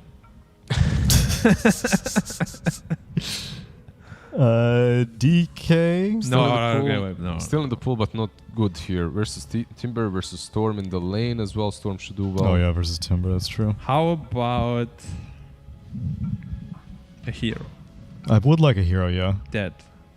Deals damage. I'm with stuns. You. Okay, I'm listening. Like mid Doom. Hard versus Nyx, whatever you... No, Doom versus Storm as well is not great. I mean, Storm is just a very strong lane against these melees. Go with Quap or something. Quap could work, yeah. Compressor, but could also backfire massively. It's a very risky pick. It's like either way, this draft of LGD is a hot mess. Whatever they're gonna last pick, we'll have to deal with the Storm and somehow just make it all come together. I just can't see it just yet. Maybe I'm forgetting about something. They have some team fight. They have OD. Mid-AM. almost a secured Sunder because of the Dazzle plus Grave, as long as Dazzle is not the one caught. Yep. But then why'd they go for a Terrorblade as opposed to like a Troller? All right. It's a hero. Okay. It deals damage. It has stuns. It stuns. It's very kind of what I asked for. It's true. Very versatile. Like I see what didn't they go for specify anything. So kept it vague. Is this Quas Wax, by the way? It should be, right? Yes. Of course. Kept it like you almost had nothing to say. It's a vessel builder as well, which is nice. You're playing versus the Timber versus the EP. I feel like by the time he finishes the vessel, he's gonna have like a Lotus Orb. Yeah, and whenever he gets the vessel, who is he gonna be killing to get charges? Luna? Because Storm's gonna be... Who's gonna rotate? You have no stuns. Then Snapfire. Yeah, if you can manage to cookie it. Cold Snap into cookie. Well, I'm going... Where are you going? Well, I thought production would figure it out themselves. Where are we going? VG. We're going ViCi. Lizard, where are we going? Where are you taking me? I think I'm taking us on a road trip to ViCi Gaming as well. I believe in their draft. They knew. Yeah. They knew. They knew. Are we really queuing up for 2 2-0s today? Aster slapping IG? There's a chance. There's definitely a chance. I got an appointment in a grocery store, so... Oh, yeah. Places to go, people to see, things to do, casters to talk to. B-Cop, Lacoste. Are we blind to some LGD greatness? Maybe, it's like super late game, TB takes over. It's a possibility. I'm also leaning towards ViCi Gaming winning this one. Not a big fan of no stun drafts. Like, you have a Cold Snap, you have a Pangoliers Rolling Thunder, but is that enough? In my book, it isn't. It's pretty cold, though. B-Cup, what does your book say? My book says I want a game 3, but to do that, I have to go ViCi because Caster's Curse. That's what I like to hear. Let's go into game number 2. Well, let's do this. Game number 2 could be a game number 3. That's how you do it. That's how you get game 3s. Yeah, that's how we do it. One team wins one game, then the other team wins one game, and you get the third game. Nicely said, B-Cup. That's why we have you here. That's why I get put on screen to say things like that. I mean, a late game, a Terrorblade with Reflection against Luna, it's super annoying to play into. And he just outranges Luna. Mm-hmm. But then again, and he also has this Invoker who can use Alacrity on him. He has a Dazzle, so there could potentially be a Grave and then into Sunder type of a play. 30 seconds to battle. But playing into Mana Burn, playing into Timbersaw, the silences, like the burst potential from ViCi Gaming is super good. And this Timbersaw could cause a lot of issues. Like, he doesn't like to play into Dazzle, but this is, you know, off-lane Dazzle this time around. So against the position 5 Snapfire, still lowering your armor, but I feel Timbersaw should have a really good game in the laning stage. We've seen some strong Timbersaws, especially picking up that shard eventually. I'm always interested in it. Old 11, we'll see how he does. Ready to see Faith Beyond on an unconventional hero, this Dazzle. I like to see him succeed when people don't, you know? When We've people don't seen want some him to. mid Dazzles that like go for Hand of Midas, Yeah. and then Greaves, Octarine, Core. You don't scale as a mid hero as does. Like, it feels like you need to finish the game early on, Right. but as an off lane, we'll see how this one's gonna go. What was the build that Nomad was doing with Dazzle? Oh, we don't talk about that. I was like, this can't be real. But for people are wondering, like, what was it? So he was just using I think it was the old shard, which gave you The attack, bounce? AoE attack, or whatever it was. And then he was using Grave on himself, full HP, to like try to deal damage as a support Dazzle. Maybe it was even a mid Dazzle, I don't know. But It's it like was an arcane blink. Yeah. Shout out to my boy Nomad, trying to be very creative. Didn't Innovative. work out. The innovations don't look smart all the time at first. But you're innovating. Nothing to say right now.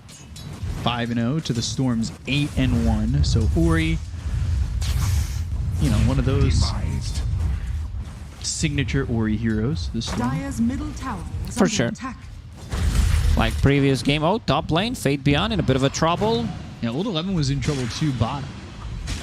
Got the disarm onto Poyoyo for a second, trying to make something happen in these lanes, but so far, no kills. 2 minutes in, and things are getting close. It seems like there's aggression in all 3 lanes so far. Nothing as calm as what we were seeing in that first game for like the first 5 or so. But we'll have to see if anything really breaks out. Oh, Boyoyo top lane, a lot of slow. Oh yeah, he's getting chased, but Lucent B might turn this around. DY with the first blood.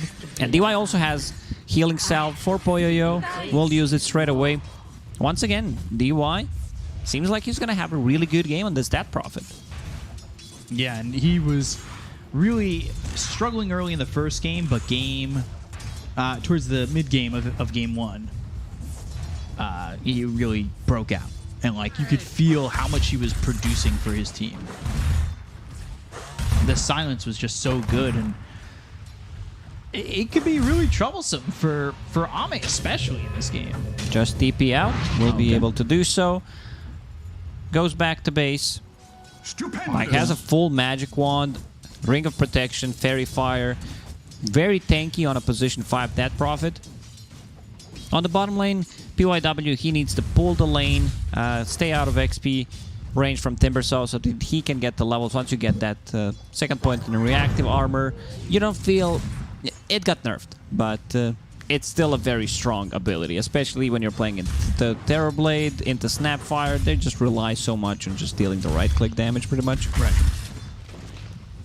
So, right now, just that 1-0. Man, Ori is just dominating mid at 34-2. He's having such a good time. You've got that soaring picked up for the Timber. This is going to be really troublesome if they don't take care of this. They're going to bring over Y. PYW right on his tail. Lands the stun, but Water Rune will be picked up by Innocence. EMP looking for the Storm, and he's got no mana to work with, and now he's got no life. They'll get that kill on a Ori. They'll slow down that big start he was having. He was having a lot of CS, but a lot of those CS come from the jungle.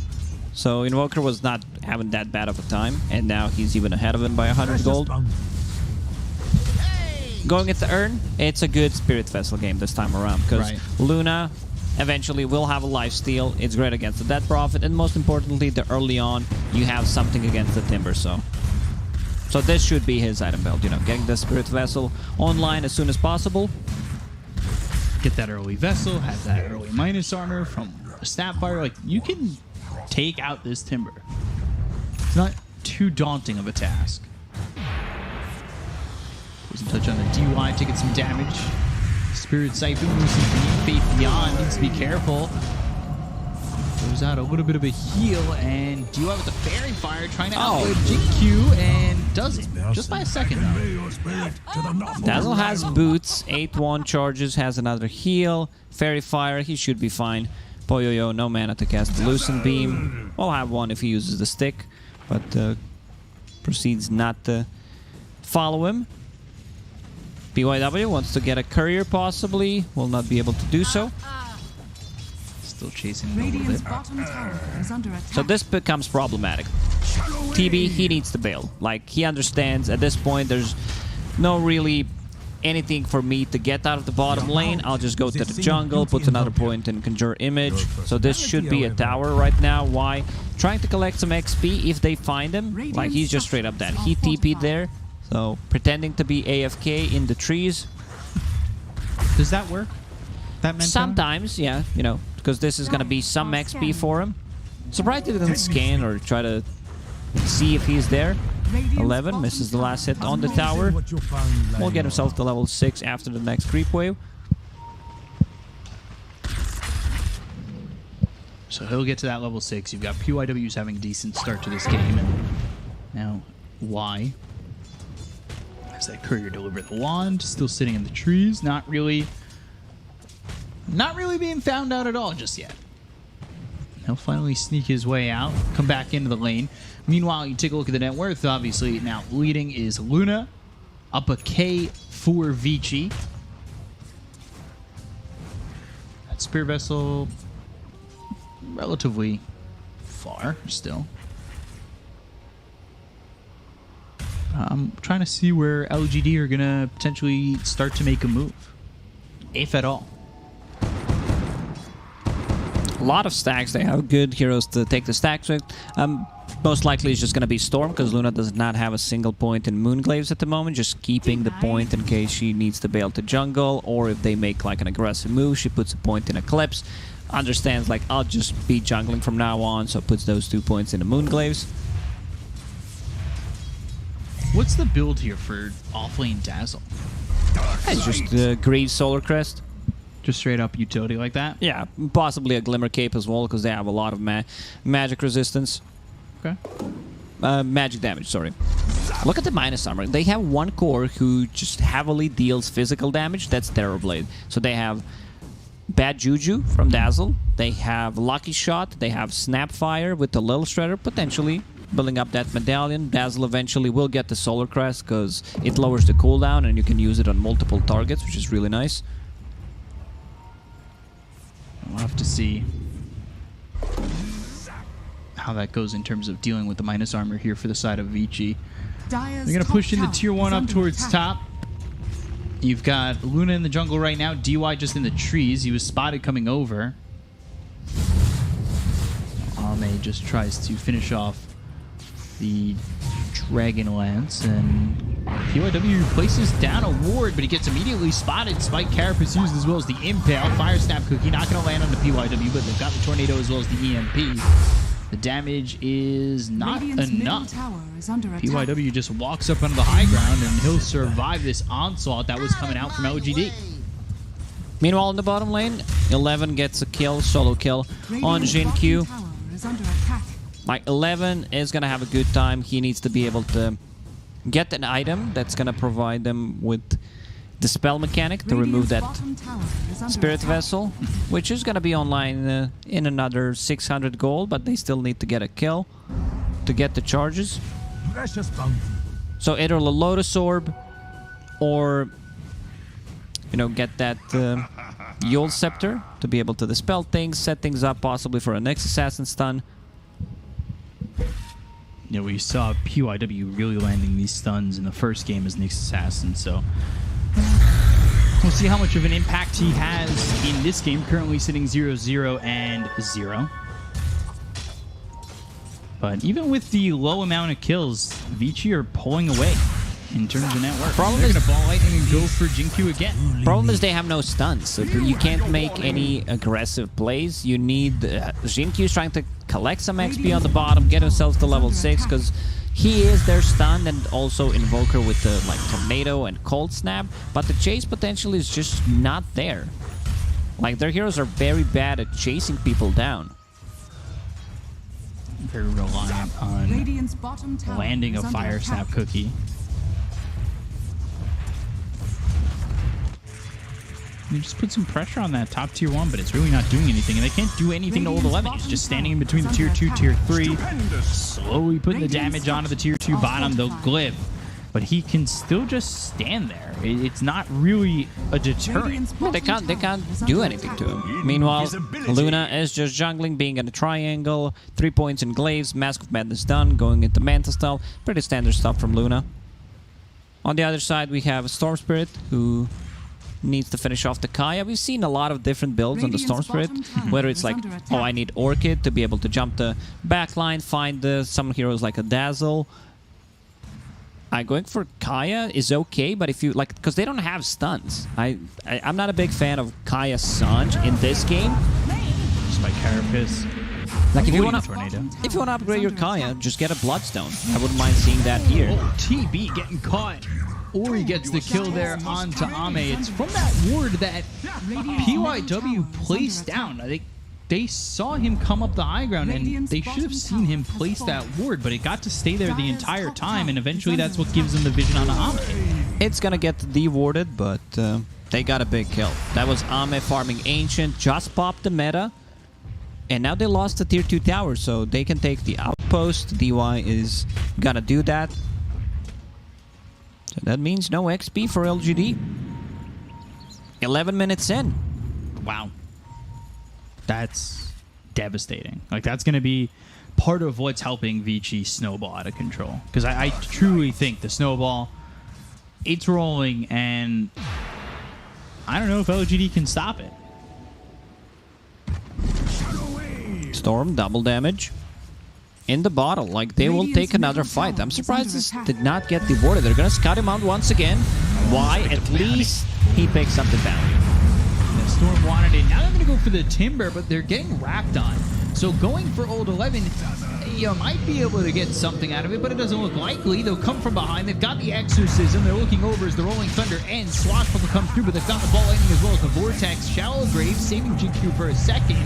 But they've got Ocean Beam, they have the lockdown, and they'll get the kill, and they're looking for more. They've landed the stun on the Fate Beyond, they'll get the kill on the Dazzle, they'll take out a second. It's a killing spree here for Ori. Focus their attention on the top tier 1, and things just continue to get out of hand. It's just a disaster fight for LGD. First they catch Terrorblade, who's farming the triangle. I guess they were trying to go and connect with him, because their lineup is really good going together. They can't really start the fights with their heroes, so that's exactly what they need to do, just group up. But killing Terrorblade kind of killed the momentum there. Ame's farm has just been slowed down so much. They did finally de-ward that Observer, so they got the vision away. But looking at the way that they placed these sentries, it took them a couple tries. Yeah, only 3. Yeah, they dropped this one, and then I think this second one down here missed, and then the one in the trees finally got it. Also, they need to get the Spirit Vessel charge. Tornado EMP looking for Puyo. Cookie does not connect.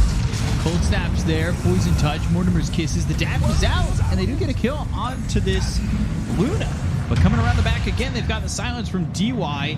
They need Ori to come in. Rolling Thunder's still doing a lot of work. They get the kill on the DY. That's going to be a second. They'll lose PYW's Courier. He's on the run. What do you want on your tombstone? No sentry for them to spot him. This Spirit Vessel doing a lot, like you can see that Prophet, even though she's relatively farmed for position 5, just straight up dies there. No real counterplay. Gold Scepter far away from it. I would love to see a Dispel coming out from Old 11. He's going a bit more tanky build, greedy route, what I would call. You know, getting Kaya Sanj, which is a great item on the Timbersaw. But in this situation, I feel like you need to be able to dispel things. Like Lotus Orb is such a valuable item because you can remove the Poison Touch, you can remove the Disarm, like the minus armor from the Lil Shredder. And he doesn't like to play the Lotus Orb. Sunder just never gonna feel good. Now they have the Shallow Grave Poison Touch thrown over on the Storm as well as DY on this Death Prophet. But the Timber Chain in with the Chakram, they're looking to get the kill on the Jinku, who uses that Rolling Thunder, bounces back and forth. Now the Spirit Vessel on Old 11. It's a little bit away from his team, and that might be far enough away from his team to get the kill. Timber Chain, but eventually falling to nothing to say, and ViCi can't do anything to save him. Jidku did a very good job there, controlling the Timbersaw. Pretty much doesn't get better than this. And also using a healing salve while he's rolling. He understands there's no range heroes around him. They can't stop the healing salve.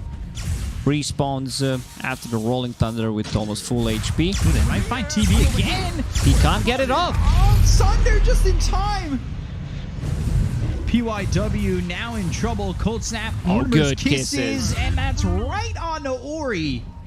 Ame gets the kill. That's a spree and so much gold going the way of this TV. And he tips him. Yeah, Ame needs to, you know, get the gold somewhere. He is still farming decently, but this is a lot of XP, a lot of gold in his pockets, just pretty much handed to him. They want to go for Ame again. They know he doesn't have Sunder, so they're just going to chase him. Oh, good body blocks. From this PYW. is a stun. This is not a body block. Two procs. He's fine. They've got the mech. They're turning this around. This could be a problem for ViCi. Rolling Thunder comes and get the kill on a PYW. Now they're going to look at Old 11. Meta is popped. The chase is on the Rolling Thunder. It just ends as he taps Old 11 into the air. They've got the minus armor coming in from Bad Juju as well as the Spirit Vessel. Has nothing to say, joins them. Erica looking to use that Eclipse. They've got the Shallow Grave, but can they keep Ame alive? It looks like they can. The Shadow Wave's enough with the ball landing out of the back line. Storm's out of mana. Finally falls. DY chasing Y. Looking for the Sapphire.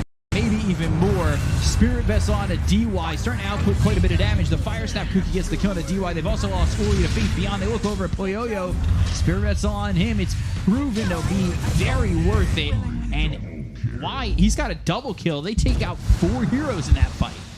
Faith Beyond actually got a kill on Ori from just the Poison Touch. They had a Spirit Vessel running on him. Too much damage. Like I don't like this itemization from ViCi Gaming, where they decided to get Kaya Sanj on a Timbersaw and the same item build pretty much for the Storm Spirit. Like, you will eventually need a BKB.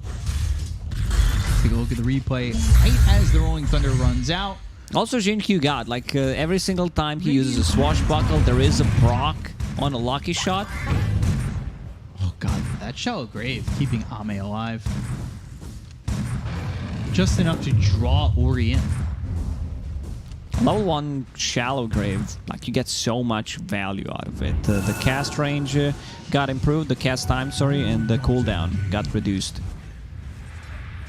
So level 2 Shallow Grave is 22-second cooldown ability with level 2 Bad Juju. That's a big fight for LGD. And Faith Beyond really starting to be a thorn for ViCi. At this point, he's relatively farm, but his positioning has been amazing. And like, once you get to that level 15 talent, which is really good, 225 heal on Shallow Grave, and plus a Guardian Greaves, plus a heal. Like, they need to be able to jump him. They have Storm Spirit, they have Nyx Assassin. I'm actually surprised Storm didn't decide to go for Orchid this time around, because like, you can lock down Invoker, you can jump Dazzle. Right. Sure, you can't jump Dazzle now because he has a Guardian Greaves, so he will be able to dispel things, but I think he would get a kill on a TB there, which was a big turnaround fight for PSG.LGD. Guardian Greaves with level 2 of the Bad Juju, already on a cooldown of 29.6 seconds. It's especially with the way Faith Beyond's positioning, he could probably get that off 2 or 3 times in a fight. Get the Guardian Greaves off. continue to Shadow Wave, continue to use the Shallow Grave. This is going to be such an issue here. They just are not answering the call at the moment on ViCi. Like LGD, that's a big fight for them, and ViCi need to recognize what they need. And I don't know if Ags from Ori is what they need. Radiant's middle tower is under attack. Good question. I'm just thinking, what value do they get from this Axe compared to some other items that he could possibly build, like a BKB, maybe even Orchid, if he does not want to go for BKB. Yeah, like pull into possibly Silence from the Dead Prophet, Nyx Assassin Stun, keep them in place for Luna to deal the damage. This tower is under attack. Sorry, this is a big item on Luna BKB. They're going to go Rolling Thunder. Again, their focus is on to the Timber, but they go to the back line. They've got themselves the Vortex as well as the Eclipse that's down onto Y. They lose all 11. They get a kill on a Y. They look over as the BKB's been popped by Poyoyo. Sunstrike down, but it's not going to let. They also denied the tower, so no gold for ViCi Gaming. Q is just controlling this Timbersaw. Like Timbersaw, he's probably regretting going for this item. You know, Kaya San just gives you some status resistance, so the stuns don't last that long. But maybe a Yule Scepter would have been a better choice, because you can use it. You have enough time. Like, it can't be frame perfect every single time you roll. I love the use of frame perfect. Yes. It's a speedrunner phrase commonly, too. It's got to be frame perfect. Skip from Goma right to Ganon.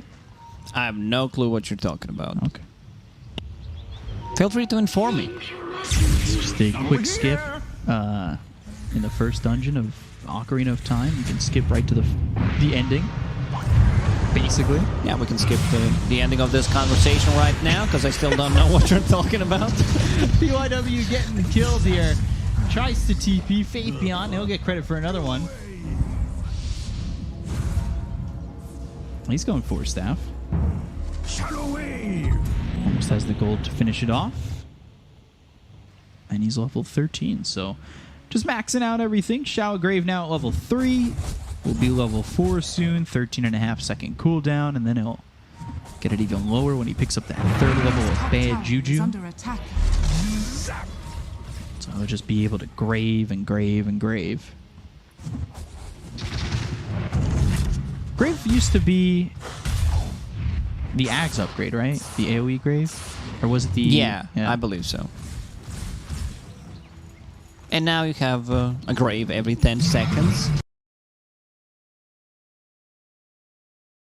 Once your Bad Juju is maxed out. Yeah.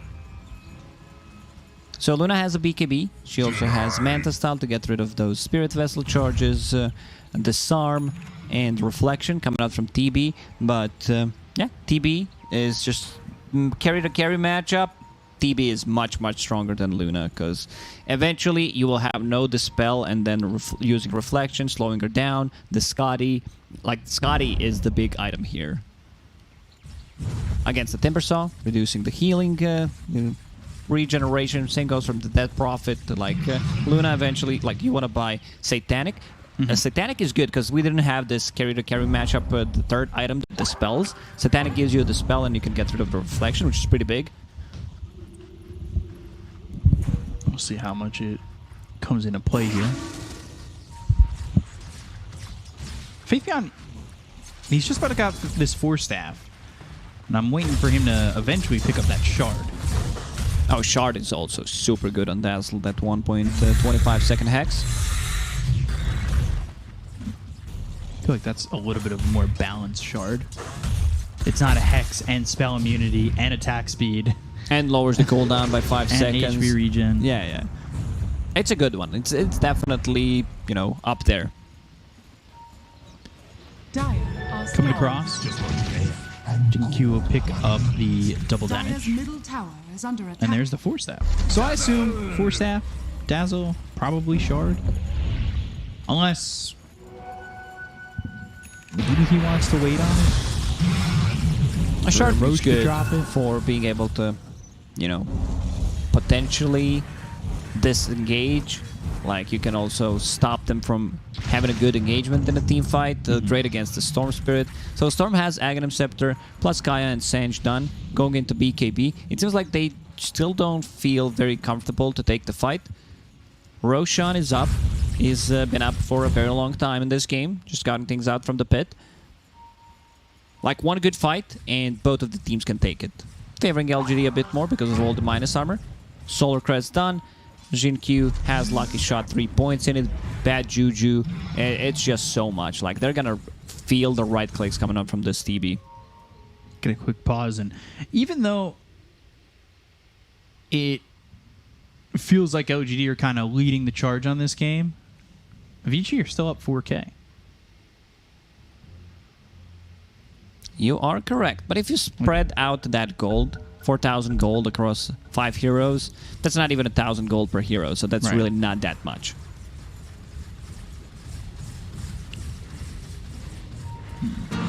So it is starting to trickle down a little bit. Of course, you've got Ame top of the net worth. Finish that Scotty going into the BKB.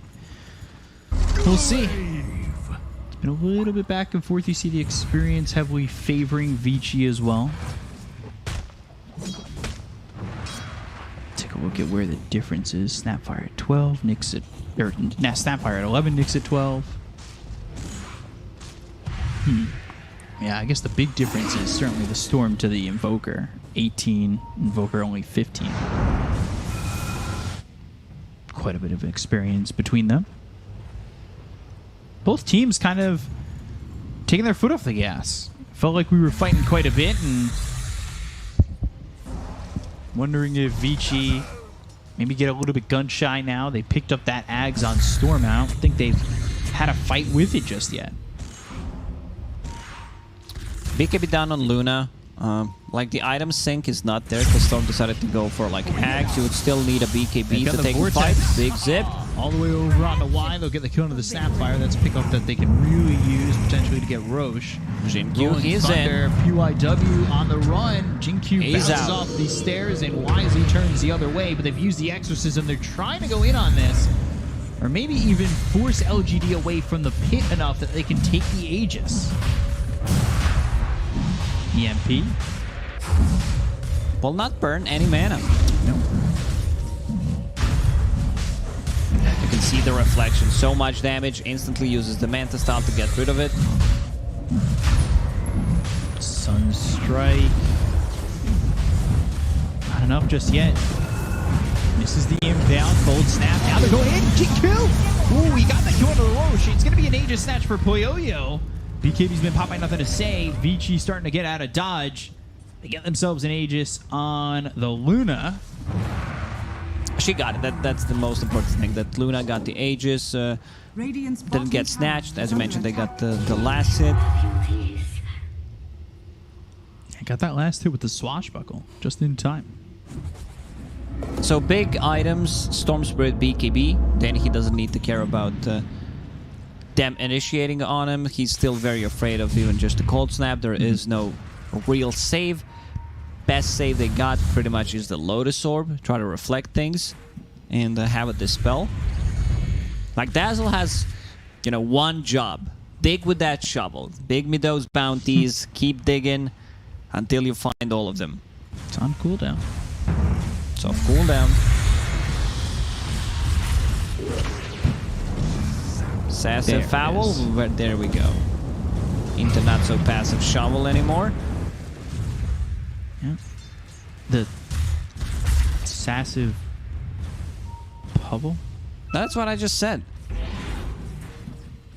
You even listening, B-Cup? Or you're just, you know, trying to have some puns and stuff in your head? Yeah. Swashbuckle, Fire Snap Cookie, not going to land on Poyoyo. Illusion's moving forward. Tier 2 over mid. BKB's been picked up by Ame. I understand it. You know, you're focused on your job. You don't give a damn what I say. No, I do. That's how I work. care. Like that. Oh, big zip! With the Vortex and the Ball Lightning, they get the kill on the Jinkyu and Ame really quickly. They look over at Y. They've got themselves a third. Buyback from this Snapfire immediately with BKB Popeye, nothing to say. But DY, he's the one forcing them back with the Exorcism, with the silences, making their life really difficult to get out of the base. I guess I'll just die. Yeah, okay. Under the tier 4s, I guess I'll just die. Blink over, looking at PYW with the roll up. The Rolling Thunder might keep him up in the air long enough for the swashbuckle. He does get the kill. Jinkyu, though, he needs to be a little careful. He did just, in fact, buy back. But he controlled him nicely. Like, he controlled Nyx Assassin there.